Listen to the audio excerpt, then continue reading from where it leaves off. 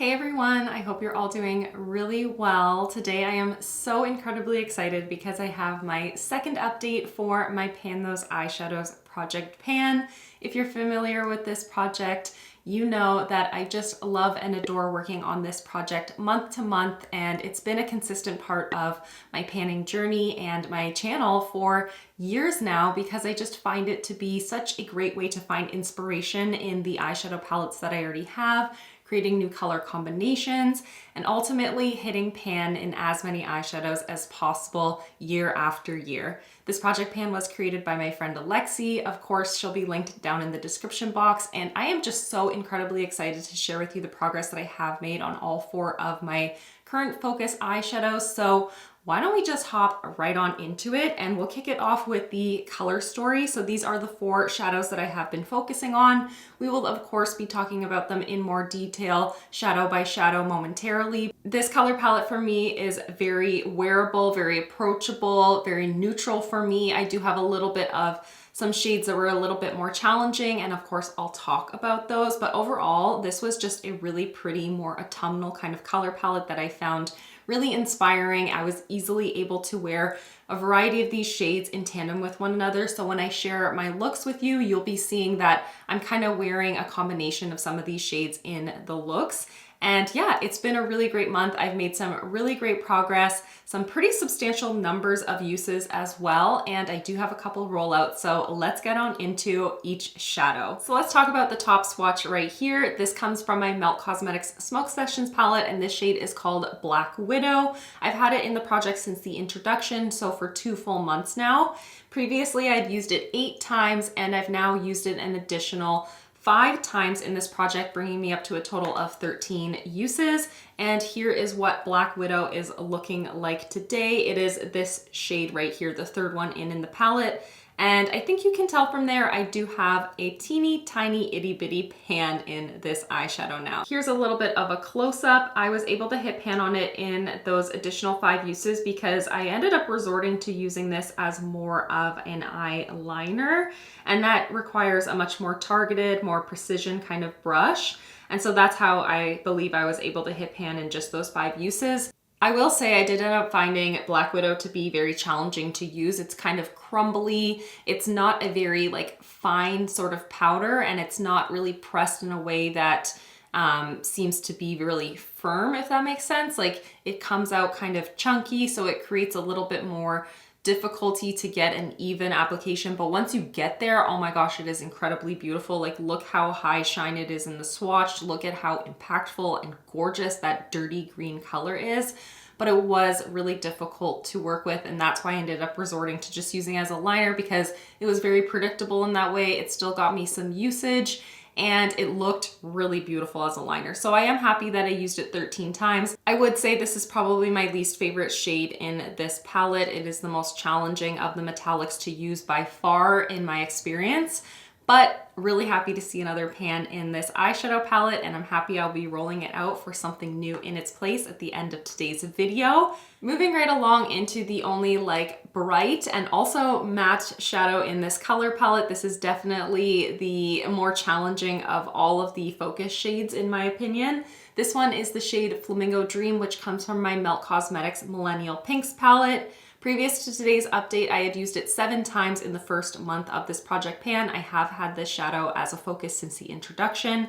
I've now used it 11 additional times, bringing me up to a total of 18 uses in this particular shadow, which I think is a really large number. I'm really happy to see that in only 2 months of this project. And after those total 18 uses, this is what the shade Flamingo Dream is looking like today. It is also the third one in this eyeshadow palette, and that is what it's looking like. There's not a ton of evident use. You can tell I have reached for it, but there's not even a significant dip. There's not really too much that has changed in these 18 uses.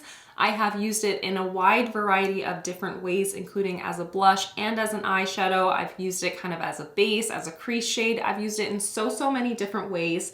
I've been really putting this one to the test. In fact, this past week I did use it as a focus eyeshadow.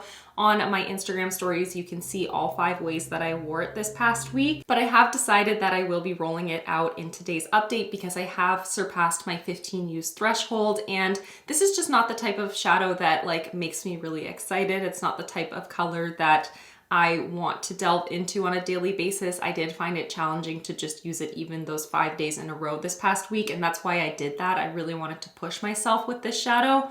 But yeah, I am going to be rolling it out and rolling something new in, ideally that I can hit pan on potentially a little bit more quickly, or something that I'm just a little bit more excited to reach for. So yeah, this will be rolling out. I am happy that I used it so significantly, but I'm even more happy that this will be leaving the project because it's just the shadow that I find the least inspiring of the selection at the moment. My third focus shadow is the shade Mace from the Natasha Denona Metropolis palette. This is an eyeshadow that it just rolled in last update, so I only have 1 month of progress on it, but I was able to reach for it 8 times. And I feel like that is actually a pretty significant amount of uses. I was able to use it all over the lid as an everyday kind of shade. Today I actually have it on the outer portion of my lids and on my lower lash line. And because this is more of like a satin sort of formula, I can sometimes use it almost as though it was a matte, and I really like it in this kind of way. And here is what it's looking like after those 8 uses. It's this shade right here in the top right of the palette. So as you can see, there is a good little dip situation happening in it, but no pan. I would definitely not expect that in 8 uses with a Natasha Denona eyeshadow, whether it be a matte or metallic, no matter the formula. Not even possible because these are very deep pans and very pigmented eyeshadows. So this is one that I'm going to continue to work on. I have been really enjoying reaching for it. It is a warm brown that I just find is very flattering and very easy to wear in so many different ways. So hopefully next month I can reach for it at least 8 more times, if not more than that. I have no expectation that I'll actually be able to hit pan on it for my next update. I think it will be a handful of more months in order to do so because these are very deep, very pigmented shadows. But I can see I've been making really good progress on a few other shadows that I kind of tend to pair with Mace, and I've just been really enjoying reaching into this palette. Even when it's not in this project pan, it is one that I find myself reaching into very often, but especially having it in this project, it just becomes more of a forefront, more of a priority eyeshadow palette, and that's really great for me because this was hella expensive, and it is truly a color palette that I just find so perfectly curated to me. So I'm really happy that I'm working on it and will continue to enjoy using it in the coming month, most definitely. And lastly, we have Butter Cake from the Colourpop Yes Please Palette. This is a palette that I no longer have like in its entirety, but I do have a few depotted eyeshadows from this palette, and Butter Cake is just a good old soft golden shade that I think goes with so many different looks in so many different ways I can wear it. And I do have it over the entirety of my lid today, all the way up into my brow bone in this inner portion and just really blown out. I really love the way that this eyeshadow pairs with so many different types of looks. In fact, I wore it 13 times this past month, which is a huge number of uses for me personally. I don't typically see that many uses on an eyeshadow when I'm working on them in this project pan because I'm kind of trying to spread the love, but this was just so easy to use in so many different looks, whether it be on the inner corner, the brow bone, whatever. I was able to use it so much, and here is what it is looking like today. There is a really good dip happening in here. However, I still don't have pan, which I'm finding very shocking. I really thought that I would be able to hit pan on this way sooner than 13 uses, and here we are. I still don't have pan. There was a massive dip in it previously, and there still is. There is even more of a massive dip happening in here. Most definitely this will be a rollout for my next update. I'm curious to kind of continue to keep tabs and let you know how many actual uses it took dedicated in this project pan. I foresee myself being able to hit pan on it though in just a couple more uses given how freaking deep that dip is. Regardless, it is so beautiful, so easy to wear, so it will stay in the project and it will definitely have pan for my next update. Before we move into selecting the new roll-ins for this project pan, I do just want to share with you the one and only bonus pan that I was able to hit this past month. It also comes from my Catrice Basic Bay palette. Last month I did hit a new pan in this palette, and this month I have another one to share with you. I was able to hit pan on the shade Wifey right here, which is like a satin kind of cream, a little like a shimmery kind of cream shade.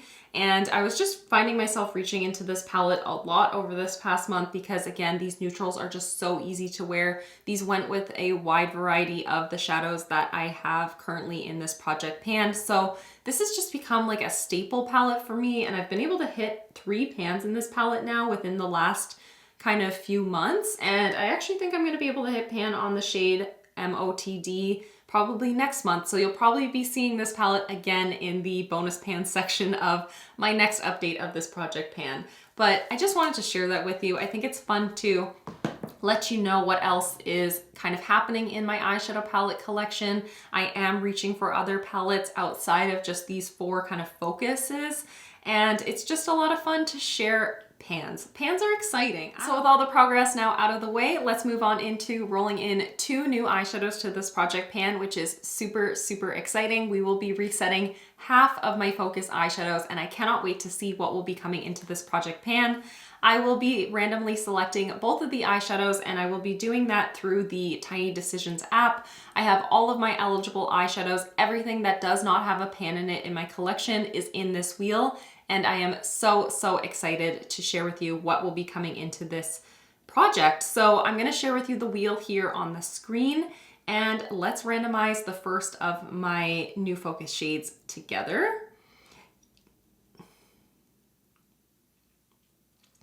Ooh, this is an exciting one. It's from my What's Up Beauty Geodes palette, and this is the shade Amethyst. Okay, so I didn't want to wait to see which shade it was. So here is my What's Up Beauty Geodes palette, and we're gonna figure out which one's Amethyst together. And yeah, I was thinking it was either this one or this one. So Amethyst is this kind of almost like fuchsia purple sort of shade.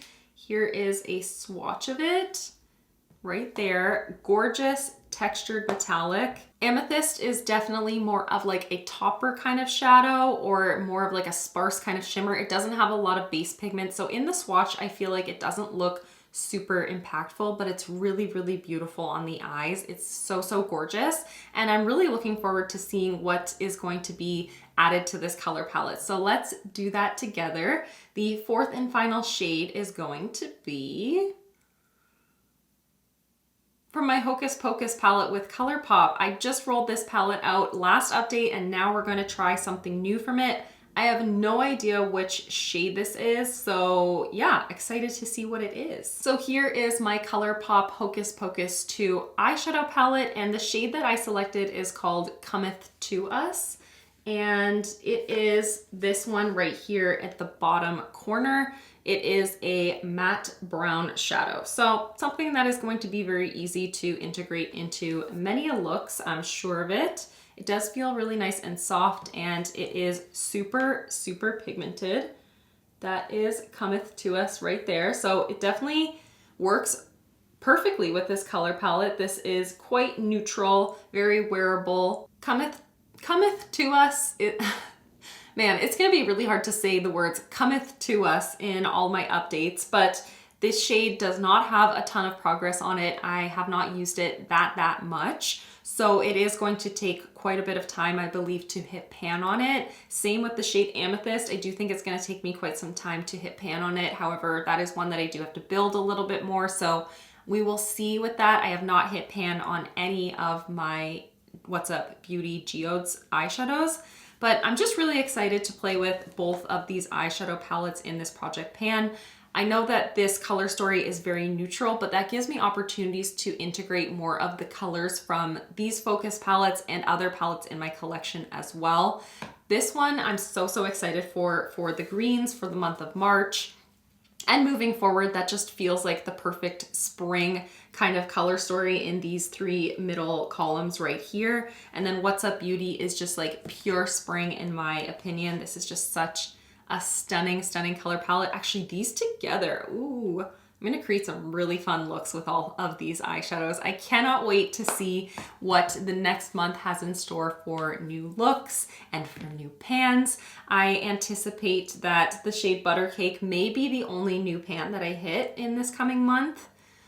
We will see. Looking at this palette, it is very neutral, but it is a great jumping off point for so many different types of looks that I can create. Let me know down in the comments how you would pair these eyeshadows together, how you would use these as kind of like a jumping off point for different looks.